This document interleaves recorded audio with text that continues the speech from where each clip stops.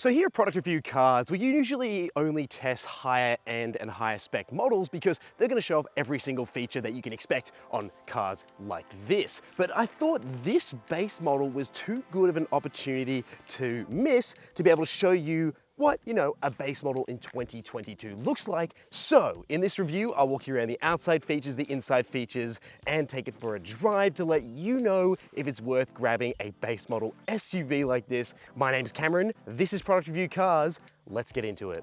And if you like seeing reviews just like this one and want to see more base model reviews here at Product Review Cars, please make sure you hit subscribe. It's the best way to show your support for the channel. And if you've already subscribed, thank you so much and we love your support here. We've recently crossed 3,000 subscribers. I'm loving it and I want to see more of your faces, and please join us for our journey as we keep growing.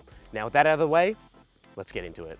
So in terms of exterior design and features, I think this looks quite good for a base model. I mean, we are climbing up the price bracket. We're around $34,000, so you would expect it to look a little bit better than something completely stripped out, but this looks very, presentable. I really like it. The front looks great. I love the new Kia badge. I love the tiger nose design incorporated into the bonnet and up near the windshield. That's that little divot that you see out there. It's called a tiger nose design. That's what Kia uses as a design language. A little 3D effect on the grille here, some satin silver trim up front, LED daytime running lights, which look great, but you've got halogen headlamps and indicators below it. Love this cluster. It looks really, unique and something a bit more interesting than just a normal headlight cluster with not even LEDs. Some of these base models get. This one gets a nice big LED up front. And then you've also got your little radar system down here for your safety systems, which is good to see. And you've also got 17-inch alloy wheels, which aren't any steel wheels. You've actually got some proper alloy wheels on here, and they've got a nice healthy bit of meat around them, so hopefully they're a bit harder to curb than the bigger ones. So these look very good, and they're two-tone as well. And then you've got your side mirrors here, which have blind spot monitoring them, and they're also power operated, so that's pretty good for a base model.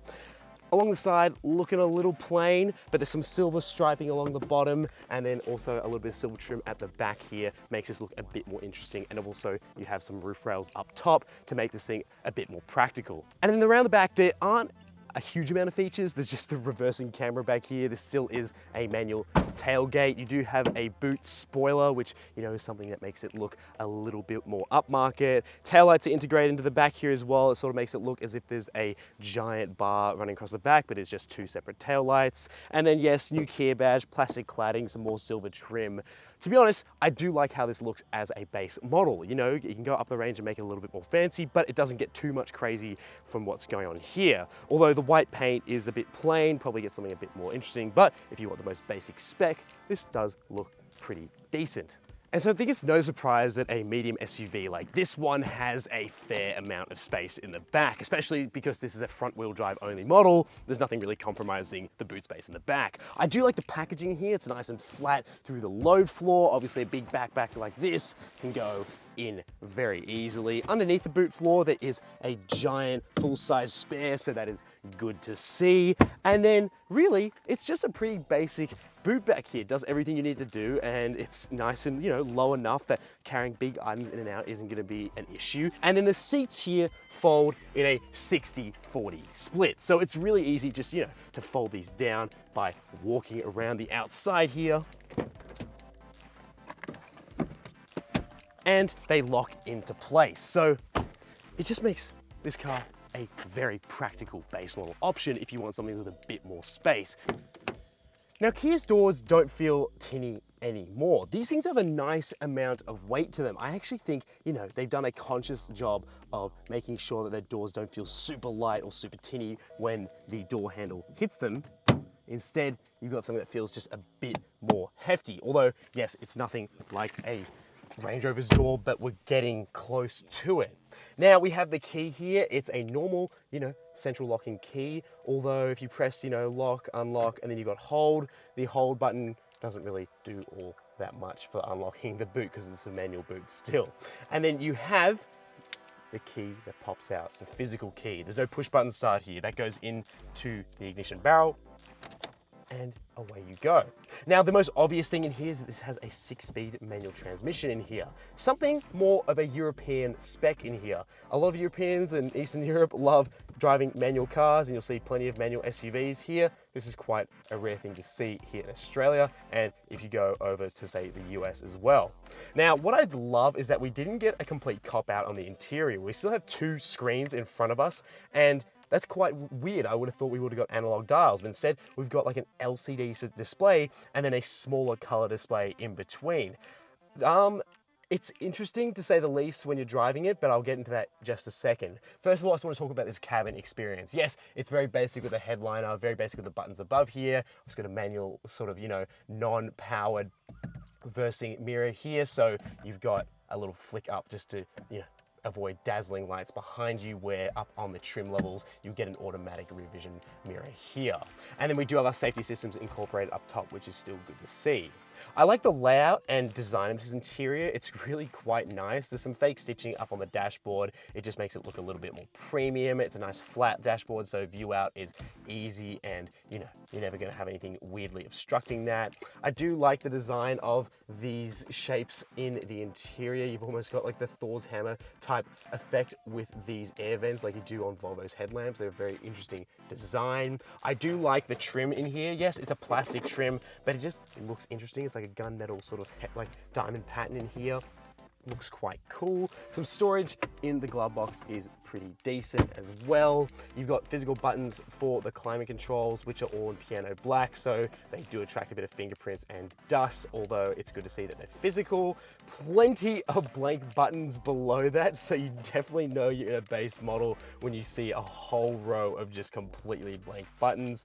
Below that, we do have a USB-A and a USB Type-C and a 12-volt little port there as well. So it is a bit handy to charge things up front, and a nice little shelf to put stuff in there. Now this shifter, yes, it feels pretty cheap around the actual shifting knob itself, although I do like the reversing mechanism. That does look like it was well thought out, because it's not like a weird little button. The whole shifter sort of slides into it, so it does look a bit nicer when you do that. It's a 6-speed transmission, and we'll get into how that feels when we're out on the road. I just like how it looks in this leather boot. Looks a bit nicer than sort of a base, gated automatic. Here we have the handbrake. The manual handbrake is back, and it's welcome more than ever. I'd like to see some handbrake skids in this thing.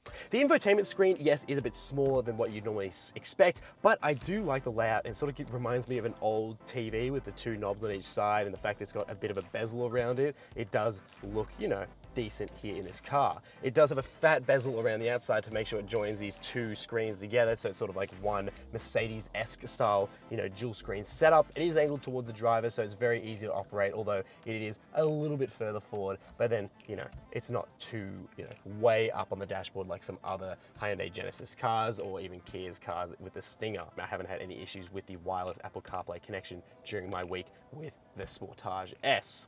Now in front of us, there's like a liquid crystal display, and you've also got another LCD display in the middle. Why I say liquid crystal, sort of reminds me of, one of those e-reader type things, the way these digital gauges are, represented on the outside. They're not analog, they are very digital, very futuristic, very much like you would expect on a car in 2022. If you said, what would you think a base model would look like in 2022 to someone in around 2010? These are the dials you probably expect. They sort of create like a tunnel vision effect as you go up in speed and up in the rev range, but what really annoys me is that there's no analog rev counter. So you really have to know which specific RPM redline is at every time, rather than having a quick glance and going, okay, cool, that's where redline is. So that is just something that's a bit annoying about just having a digital rev counter. Oh, and another weird thing to note, this is a floor-mounted accelerator, which is something that's usually reserved for like, some performance cars, because it's easier to heel and tow that way. So here we have a floor-mounted accelerator, and that is very welcomed in a car like this. So the back seat.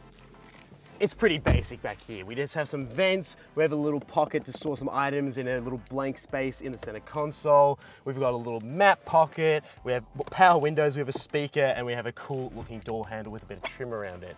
That's it. We've got a little armrest here with some cup holders in it, and our seats can recline back as far as here. So look, it can be a very comfortable back seat for taller passengers too, because this is my 5'11" driving position, and this is my 5'11" self sitting behind it. Plenty of knee room, plenty of headroom, plenty of feet room underneath. Middle seat passengers sort of cop it a little bit. They've got, you know, a bit of a transmission and exhaust tunnel, even though there's only a front wheel drive option in this, you know, base model here, so the exhaust runs between your feet. But luckily there is plenty of feet space that you should be able to share space, no problem. Although that mound of a middle seat is a bit uncomfortable compared to the more contoured seats on the outside. But there is a manual transmission here. This is the lightest Kia Sportage you can get. It's front wheel drive, it's petrol, it's naturally aspirated. So, is this the reincarnation of a light, fun hot hatch, or is this just a very boring base SUV and is something you should avoid completely? Well, let's find out. So I brought the Sportage out to a bit of a testing track where I normally like to take our more high performance cars at when we're here in Sydney. And so this, the little number, which I would call the Kia Sportage S, is quite an interesting proposition because it's front wheel drive, it's naturally aspirated, and it's got a 6-speed manual. And if you close your eyes, what would you picture? Well, probably something from like the late 90s, early 2000s, which is cheap, affordable, and lightweight. This is sort of ticking those boxes in a very weird way. Yes, it's an SUV, but sadly, these sorts of packages in smaller, lighter hatchbacks aren't really a thing anymore. So it's cool to see that we have an option like this. But it's, you know, I thought I sort of called this more of like the Eastern Europe spec, because this is more of what you would expect in Europe, where you have a nicer SUV, but then you head it up with a 6-speed transmission, because this thing is the transmission of choice for a lot of people over there. So it's interesting to see the Australian market getting access to a model like this. That's why this is quite a quirky model that I really wanted to show you, rather than just going for the top of the range model. Now, in terms of on-road manners, the steering's, yes, a little light on, so you don't really know where your wheels are, but you sort of get a good idea of where you're going. The suspension's very cushiony. The shifting feeling and the gated sort of experience with this manual transmission sort of feels like that you've got a tub of butter left out on the counter, and then you put your knife through it, and that's that sort of sensation where it's guided, but it's not very gated, if that makes sense. So it's, you know, it's a little bit mushy, but it does the job, and it's very easy to shift into gears. I do notice that it's very sensitive to putting accelerator on while changing gears, so it sort of does a bit of a lurch if you're doing that. So it sort of likes if you're completely off the throttle, which is, yes, good practice, but, you know, something it's very sensitive to in this car, and it sort of makes it lurch around a little bit thanks to its more softly sprung suspension.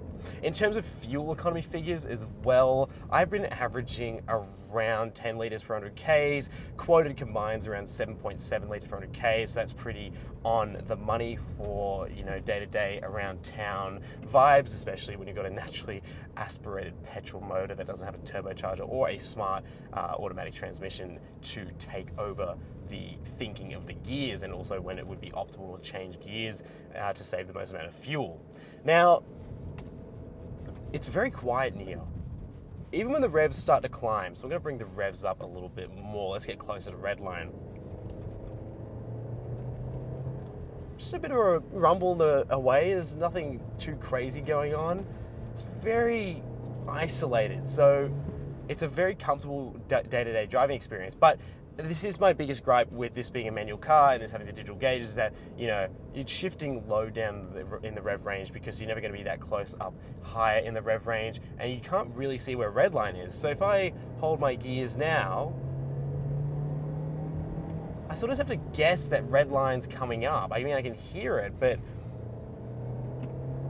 there's no indication. Like the way these sort of little, I guess, tunnel vision effects happen in the digital cluster is that they sort of reach full tunnel vision around 3,700 RPM, around there, 3,500 RPM. So that would indicate to me that's very close to redline, but we still have ways to go. So it's a little bit annoying to not have a needle to see just how close you are to redline to squeeze the most amount of power out of this. So a bit of high-speed cornering here. do get a bit of chirping from the tires. They don't grip all that hard, so that is something to note. Blind spot monitoring is very useful because I feel like in a car like this and this size, you might be susceptible to some extra blind spots, but cruising along here at highway speed, shift it down to 6. Away you go. Like, check this out. I'm coming next to a truck. I'm gonna trust the car's gonna be able to steer us next to it. That's pretty cool. See, this does a better job than most high-end luxury cars that have radar cruise control, which is kind of whack. Now, should you buy one of these? And by one of these, I mean the cheapest Sportage that they make with a manual transmission. And I think you're buying it for a couple of reasons. You either want the most affordable Sportage, so you're willing to drive a manual and only have front wheel drive. You're chasing a unique experience of having a manual SUV in 2022, or you love driving a naturally aspirated motor with a manual transmission that's becoming harder to find, so you go for a practical option, which is the Kia Sportage, or you just genuinely like driving a manual transmission SUV and it's something you've grown up doing, so you want to do it again with this car. Now, if you don't really fall into those categories, this doesn't really make the best sense. An automatic car is going to be easy to drive around day to day in traffic, and having a healthier motor option as well, something with a turbocharger or a turbo diesel option would make it a bit more, easier to engage on long road trips, especially when you need to quickly go and take off from a set of lights, or you're trying to overtake someone on the freeway. And also, lacking all-wheel drive might be a bit of a turn-off for someone looking for an SUV and actually wants to use it like an SUV and take it on some rougher roads, possibly some gravel or some snow. So it's a bit of a weird middle ground, but I see the appeal here. It is a very quirky car for the fact that it has a 6-speed manual transmission in 2022, but I think it is a genuine, proper, budget option for the medium SUV market. It's not something that's going to cost a whole amount of money, and you still get plenty amount of space. A few bits of equipment here and there that makes it, safe. Also feels like you're connected with a fair amount of tech, and also thanks to a reversing camera, makes it easy to park as well. And it also looks very good on the outside in terms of it's not looking like a complete base model. And so with all that said, yes, this car does get my tick of approval, but it just has to fit into your own requirements that you particularly want the manual front-wheel drive, naturally aspirated driving experience that this SUV offers. I can say though that I'm very excited to see what the top of the range GT brings to the Sportage, which I'll be reviewing in a few weeks' time. So make sure you subscribe to see what the fanciest Sportage will look like, and for any other car reviews coming out here at Product Review Cars. Thank you so much for watching. My name's Cameron, and I'll see you in the next one.